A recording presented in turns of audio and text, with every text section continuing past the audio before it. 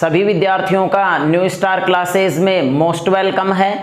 देखिए, previous video में हम डिस्कस कर रहे थे अपवर्तन के बारे में, और विद्यार्थियों अपवर्तन के बारे में मैंने आपको क्या बताया था कि जब कोई प्रकाश की किरण एक पारदर्शी माध्यम से चलकर दूसरे पारदर्शी माध्यम में प्रवेश करती है तो उसके वेग में परिवर्तन के कारण वह अपने पथ से विचलित हो जाती है, और इस घटना को ही क्या कहा जाता है? रिफ्रैक्शन ऑफ लाइट या प्रकाश का अपवर्तन कहा जाता है। जैसे मान लीजिए ये कोई प्रकाश की किरण है, ये विरल माध्यम से चल करके सघन माध्यम में प्रवेश कर रही है।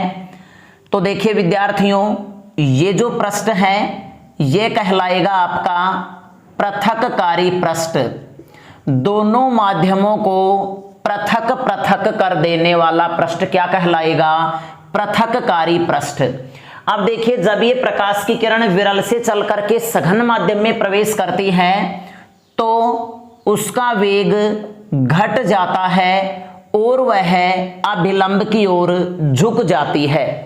विद्यार्थियों, जानी चाहिए थी प्रकाश की किरण सीधे, लेकिन माध्यम यहां पर चेंज हुआ है तो माध्यम में परिवर्तन के कारण वेग में परिवर्तन होगा, और जब वेग में परिवर्तन होगा तो जब ये विरल से सघन में प्रवेश करेगी तो इसका वेग घट जाएगा और यह अभिलंब की ओर झुक जाएगी। अब देखिए, इस किरण को हम कहते हैं आपतित किरण, इस किरण को हम कहते हैं अपवर्तित किरण, और विद्यार्थियों ये जो n डैश है ये है आपका अभिलंब। अब देखिए, यहां पे आज के वीडियो में जो हम डिस्कस करेंगे ये करेंगे अपवर्तन के नियम के बारे में कि अपवर्तन के नियम क्या हैं। तो देखिए विद्यार्थियों, अपवर्तन का पहला नियम क्या है? ये जो आपतित किरण है, आपतित किरण, अपवर्तित किरण और अभिलंब तीनों एक ही तल में स्थित होते हैं। जैसे आपतित किरण जो है, देखिए इस बोर्ड के ऊपर यहां पे डिनोट की गई है, प्रदर्शित की गई है। अभिलंब का जो तल है वो भी ये व्हाइट बोर्ड जो है ये अभिलंब का तल हो गया। व्हाइट बोर्ड जो है इसी तल में ये अभिलंब स्थित है। उसी प्रकार से विद्यार्थियों, ये जो अपवर्तित किरण है इसका तल भी ये बोर्ड ही होगा। तो मेरे कहने का अर्थ ये हो गया, आपतित किरण, अपवर्तित किरण व अभिलंब तीनों एक ही तल में स्थित होते हैं। और इसका जो दूसरा नियम है वो क्या कहना चाहता है? जैसे मान लीजिए इसका मैंने अपवर्तनांक मान लिया μ1। देखिए, मैंने आपको प्रीवियस वीडियो में बताया था कि अपवर्तनांक क्या होता है। विद्यार्थियों, अपवर्तनांक माध्यम का एक ऐसा गुण होता है जिस गुण के कारण वह स्वयं में से गुजरने वाली प्रकाश की किरण का क्या करता है? विरोध करता है। उसी गुण को क्या कहेंगे? हम अपवर्तनांक कहेंगे, जिसका अध्ययन हम नेक्स्ट टॉपिक में करेंगे। अब देखिए, मैंने इसका रिफ्रैक्टिव इंडेक्स मान लिया μ1 और इसका रिफ्रैक्टिव इंडेक्स मैंने कितना मान लिया? μ2। चूंकि प्रकाश की किरण μ1 अपवर्तनांक वाले माध्यम से μ2 अपवर्तनांक वाले माध्यम में प्रवेश कर रही है, तो माध्यम 2 का माध्यम 1 के सापेक्ष जो अपवर्तनांक है उसको हम यहां पे पढ़ेंगे μ21 से। μ21 का अर्थ ये हो गया माध्यम 2 का माध्यम 1 के सापेक्ष अपवर्तनांक, और इसका जो मान है वो किसके बराबर होता है? ये होता है आपतन कोण की ज्या व अपवर्तन कोण ज्या, अपवर्तन कोण की ज्या का अनुपात ही क्या कहलाता है? अपवर्तनांक कहलाता है। तो देखिए विद्यार्थियों, μ21 इज इक्वल टू क्या होगा? साइन आई अपॉन में साइन आर, और इसी को किसके नाम से जाना जाता है? इसे जाना जाता है स्नेल के नियम के नाम से इसे जाना जाता है। तो देखिए, स्नेल का नियम क्या हो गया? स्नेल का नियम हो गया आपतन कोण की ज्या व अपवर्तन कोण की ज्या का अनुपात एक स्थिरांक होता है जिसका मान उस माध्यम के अपवर्तनांक के तुल्य होता है। अब जैसे फॉर एग्जाम्पल यहां पर हम विरल माध्यम के स्थान पे जैसे मान लीजिए मैंने यहां पर वायु ले लिया। अब देखिए वायु का जो अपवर्तनांक है विद्यार्थियों, वायु का जो अपवर्तनांक लगभग हम वैसे 1 मान के चलते हैं, वैसे वायु का जो अपवर्तनांक होता है ये होता है 1.00029, जिसको हम लगभग 1 मान सकते हैं। तो जब μ1 का मान लगभग हम सिमिलरली 1 माने तो विद्यार्थियों μ2 को मैं यहां पे क्या लिख सकता हूं, μ के बराबर लिख सकता हूं। तो देखिए μ2 1 का जो मान होगा ये होगा μ2 अपॉन में μ1, माध्यम 2 का माध्यम 1 के सापेक्ष अपवर्तनांक। चूंकि यहां पर μ1 का जो मान है वो सिमिलरली 1 मान रखा है और μ2 को मैंने यहां पे μ मान रखा है, तो μ इज इक्वल टू क्या होगा, साइन आई अपॉन में साइन आर। यही क्या कहलाएगा, स्नेल का नियम कहलाएगा। तो देखिए मैं यहां पे पहला नियम लिखने जा रहा हूं, ध्यान दीजिएगा। अपवर्तन का पहला नियम क्या है, आपतित किरण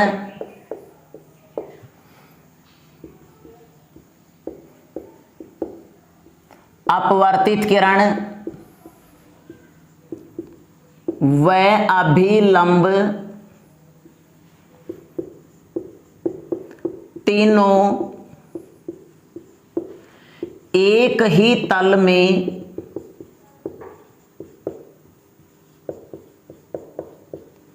स्थित होते हैं।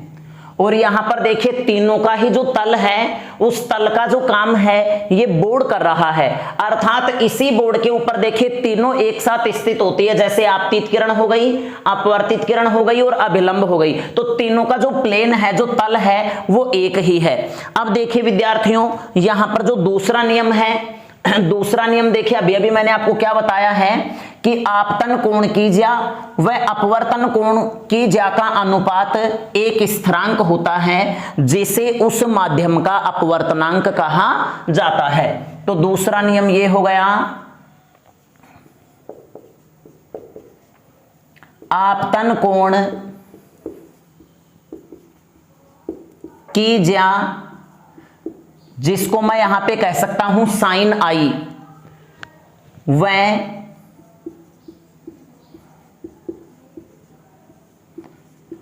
अपवर्तन कोण की ज्या, जिसे हम कह सकते हैं साइन आर। यहां पे देखिए आर जो है ये अपवर्तन कोण है, ध्यान रहे अपवर्तन कोण की ज्या का अनुपात एक स्थिरांक होता है जिसे उस माध्यम का अपवर्तनांक कहा जाता है, या फिर ये कहिए कि जिसका मान उस माध्यम के अपवर्तनांक के तुल्य होता है। देखिए मैं इसको इस प्रकार से भी लिख सकता हूं, जिसका मान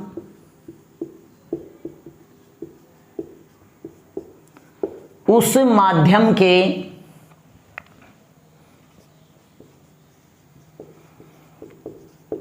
अपवर्तनांक के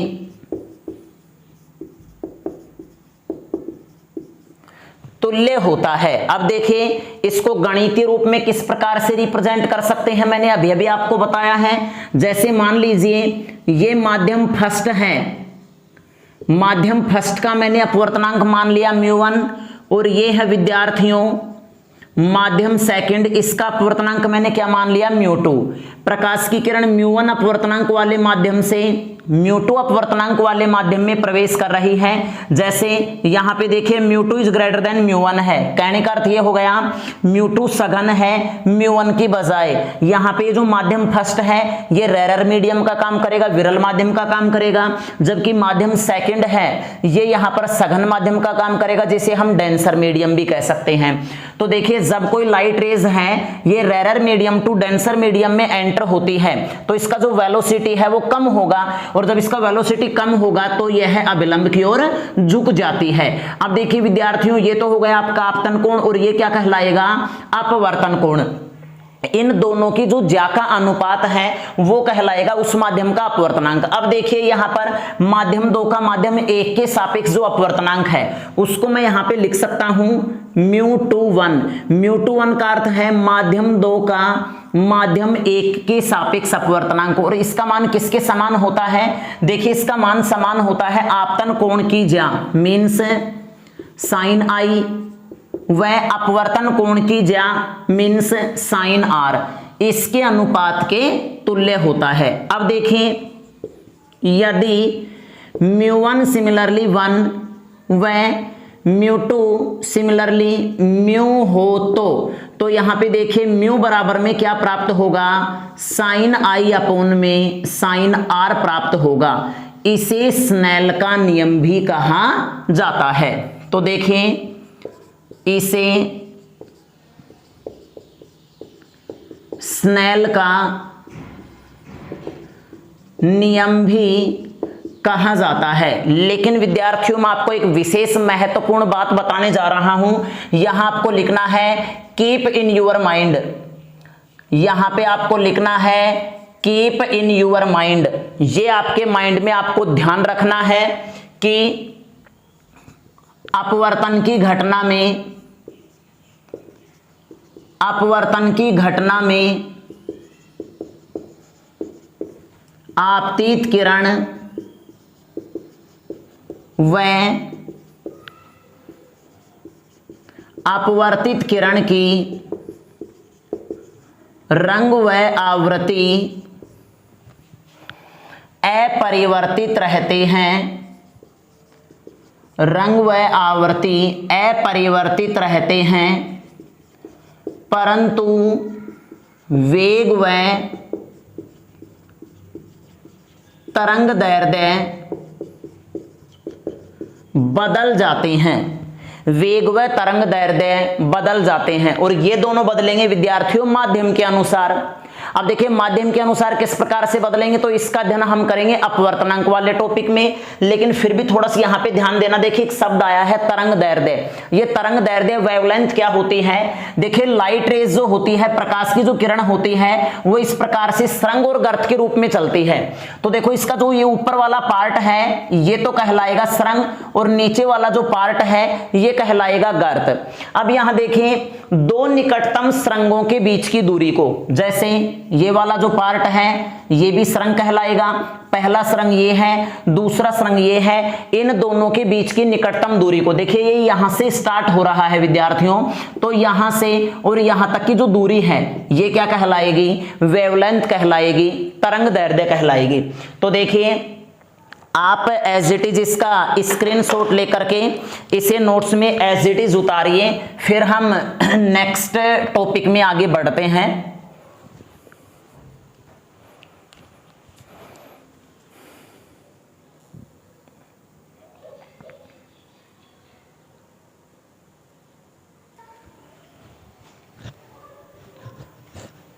तो देखिए अब नेक्स्ट टॉपिक आता है अपवर्तन से संबंधित कुछ परिघटनाएं। देखिए विद्यार्थियों ये जो घटना अपवर्तन थी, इस अपवर्तन की घटना पर आधारित भी और भी कुछ आधारित घटनाएं होती हैं जिन्हें हम क्या कहेंगे? परिघटना। अगर किसी घटना पर आधारित कोई दूसरी घटना होती है, अगर कोई घटना किसी अन्य घटना पर डिपेंडेंट होती है, तो उसे हम क्या कहेंगे? परिघटना कहेंगे। अब देखिए अपवर्तन का हमारे दैनिक जीवन में क्या महत्व है, तो यहां पे देखिए हमें ज्यादा अध्ययन नहीं करना, क्योंकि इसका विस्तृत अध्ययन हम नेक्स्ट चैप्टर में करेंगे, इससे अगले चैप्टर में करेंगे। यहां पे आपको थोड़ा ध्यान देना है। जैसे पहली जो घटना है विद्यार्थियों, ये है रात्रि में तारों का टिमटिमाते हुए दिखाई देना। अब देखिए विद्यार्थियों ये जो रात्रि में तारे टिमटिमाते हुए दिखाई देते हैं, इसका मुख्य कारण प्रकाश का अपवर्तन ही होता है। अब ये कैसे होता है, तो मैंने अभी अभी आपको बताया है कि इसका विस्तृत अध्ययन हम नेक्स्ट चैप्टर में करेंगे। अब यहां देखिए प्रश्न ये उठता है कि जो तारे हैं, इन तारों में प्रकाश कहां से आता है, तो विद्यार्थियों तारों का जो प्रकाश होता है वो स्वयं का प्रकाश होता है, तारे स्वयं के प्रकाश से चमकते हैं। इसका अध्ययन हम कक्षा 12th में करेंगे विस्तृत अध्ययन, लेकिन थोड़ा सा आपको बता देना चाहूंगा कि तारे के जो आंतरिक भाग में हाइड्रोजन व हीलियम गैसें होती हैं जिनके बीच संलयन अभिक्रिया होती है, इस संलयन अभिक्रिया के दौरान ही इनमें ऊर्जा जनन होती है, ऊर्जा उत्पन्न होती है। अब यहां देखिए दूसरा जो इसकी दूसरी जो घटना है, परिघटना है, वो ये है विद्यार्थियों, द्रव से भरे बीकर के पात्र के पैंदे में रखे सिक्के का ऊपर उठा हुआ दिखाई देना। जी हां विद्यार्थियों, आपने ये देखा होगा, जैसे मान लीजिए ये कोई बीकर है, इस बीकर के अंदर द्रव भरा हुआ है और हमने इसके पैंदे में यहां पर किसी बिंदु O के ऊपर कोई सिक्का रख दिया। अब देखिए जैसे ही हम यहां से देखेंगे तो ये सिक्का अपनी वास्तविक स्थिति से कुछ ऊपर उठा हुआ दिखाई देगा, तो इसका अहम कारण होता है प्रकाश का अपवर्तन। बट प्रश्न ये उठता है कि ये कैसे, तो यहां ध्यान देना, इस सिक्के से अनेक परावर्तित प्रकाश की किरणें उत्सर्जित होंगी। प्रतिबिंब प्राप्त करने के लिए कम से कम 2 किरणों का मिलना अनिवार्य होता है, आवश्यक होता है। तो देखिए ये जो है ये कहलाएगा पृथककारी पृष्ठ, चूंकि बाहर का जो माध्यम है विद्यार्थियों ये विरल है और अंदर का जो माध्यम है ये सघन है। जब यहां से चलने वाली light rays denser to rarer में एंटर होती है तो क्या होता है, यहां देखिए जैसे एक प्रकाश की किरण ये है, दूसरी प्रकाश की किरण ये है, ये अविलंब का यहां पर काम करेगा। तो देखिए क्या होता है विद्यार्थियों, ये प्रकाश की किरण अविलंब से दूर हटेगी और इधर ये प्रकाश की किरण भी अविलंब से दूर हटती है। अब देखिए तो यहां देखना, जैसे ही दोनों प्रकाश की किरणें नेत्र में प्रवेश करती हैं तो पीछे की ओर बढ़ाने पर ये O डैश से आती हुई प्रतीत होती है। फलस्वरूप हमें सिक्का अपनी वास्तविक स्थिति से कुछ ऊपर उठा हुआ दिखाई देता है।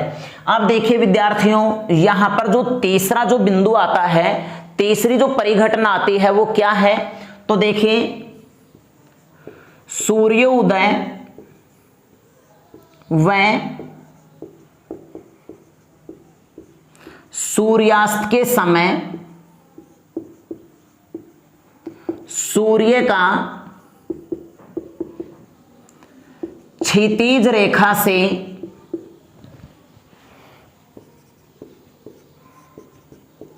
ऊपर उठा हुआ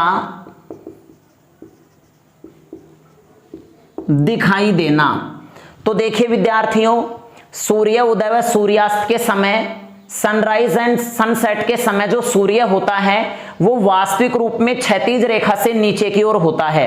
अब ये क्षैतिज रेखा क्या है, तो यहां ध्यान दीजिएगा, जैसे मान लीजिए ये पृथ्वी की स्ट्रक्चर है और इस बिंदु के ऊपर मैंने यहां पर कोई स्पर्श रेखा खींच दी, तो ये जो रेखा है ये क्षैतिज रेखा कहलाएगी। अब वास्तविक स्थिति में देखिए क्या होता है, सूर्योदय के समय सूर्य जो होता है ये क्षैतिज रेखा से नीचे की ओर होता है, लेकिन इसी स्थिति में जब सूर्य से निकलने वाली प्रकाश की किरणें जब वायुमंडल की विभिन्न परतों को चीरते हुए पृथ्वी तल तक पहुंचती हैं तो वायुमंडल की विभिन्न परतों के द्वारा इस प्रकाश की किरण का बार बार अपवर्तन होता रहेगा, और जैसे प्रकाश की किरण यहां पर स्थित किसी प्रेक्षक के पास पहुंचती है, नेत्र में पहुंचती हैं, तो ये यहां से आती हुई प्रतीत होती है। अर्थात अपने को जो सूर्य है ये अपनी वास्तविक स्थिति से कुछ ऊपर उठा हुआ दिखाई देता है। तो देखिए विद्यार्थियों ये आप एज इट इज इसका भी स्क्रीनशॉट लेकर के इसे उतारिए, और उम्मीद करता हूं कि आपके ये टॉपिक अच्छे से समझ में आया होगा। अगर फिर भी किसी स्टूडेंट के किसी प्रकार की कोई समस्या है तो कमेंट बॉक्स में कमेंट लिख करके बता दीजिएगा, और वीडियो को लाइक, सब्सक्राइब और शेयर करना न भूलें। धन्यवाद।